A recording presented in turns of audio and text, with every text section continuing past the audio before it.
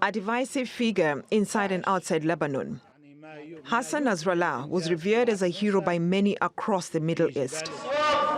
By others, he was regarded as everything from a relentless but admired opponent to a criminal responsible for terrorism and war crimes.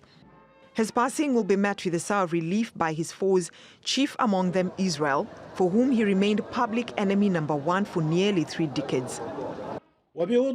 I say clearly to Israelis that if they threaten to displace 1.5 million Lebanese people, then the Islamic resistance in Lebanon threatens to displace millions of Israelis.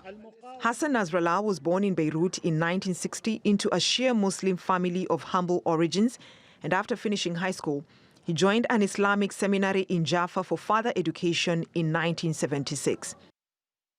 Nasrallah returned to Lebanon in 1982, just in time to join Hezbollah's resistance against Israel's invasion. He rose through the ranks, but then again left in 1989 for Qom in Iran for higher religious studies. Nasrallah returned once again in 1991 to take command of Hezbollah as its 3rd Secretary General. That's after its then leader, Abbas al-Musawi, was assassinated by Israeli forces. Under Nasrallah's leadership, Hezbollah started launching rocket attacks on Israel from 1993.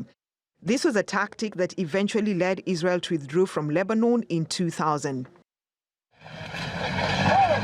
Israel's pullout restored stability to southern Lebanon and greatly boosted Nasrallah and Hezbollah's prestige as resistance icons across the Middle East countries. This emboldened Hezbollah and its primary ally, Iran, to continue cross-border operations against Israel. But in 2006, Nasrallah miscalculated. Hezbollah ambushed a group of Israeli soldiers, killing 3 and taking 2 others hostage. Israel responded with a massive artillery and aerial bombardment across Lebanon. The Israeli counterattack left Lebanon and Nasrallah's pan-Arab popularity in ruins. He was heavily criticized both within Lebanon and across the Arab world for what many saw as a reckless escalation. And Nasrallah himself later said he would never have authorized the ambush if he had known what the consequences would be. Nasrallah still enjoyed massive support from Shia Muslims across the region, but his halo was fading among Lebanese minority groups and Sunni Arabs.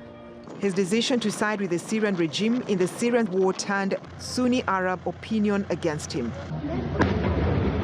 The Beirut port explosion in 2020 drew further criticism amid reports that a Hezbollah arms cache may have triggered the blast. The movement denied the allegation, but the bad publicity cost its votes in Lebanon's 2022 elections. Hezbollah supported the Hamas attacks on Israel on October 7th last year, and a day later began launching rockets into Israel in solidarity with the Palestinians.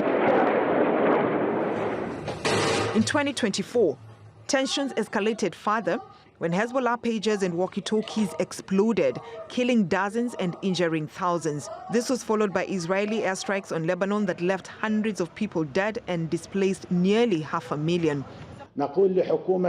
We say to the enemy's government, army, and society that the Lebanon front will not stop until the aggression on Gaza ends. Despite the setbacks, Nasrallah continued to hold considerable clout until his death, with Hezbollah still the dominant force in Lebanon's political landscape.